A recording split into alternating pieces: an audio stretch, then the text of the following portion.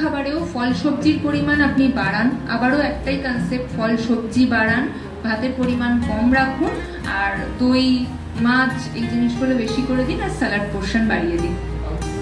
মাংসও খেতে পারবেন, কিন্তু মাটন একদম চলবে না।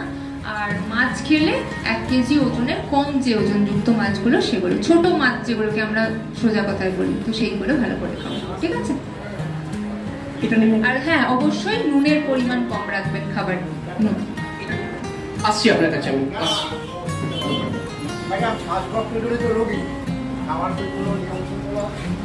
শ্বাসকষ্টের জন্য স্পেশালি নিয়ম কিছু নেই, কিন্তু তার মানে আশেপাশে যে পরিবেশ,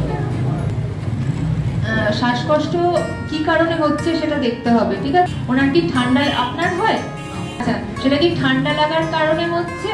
ঠান্ডা লাগার কারণে সেটা এখন হচ্ছে নাকি হয় ওনার ঠান্ডাতেই বেশি হয়? আচ্ছা, তার মানে ওনার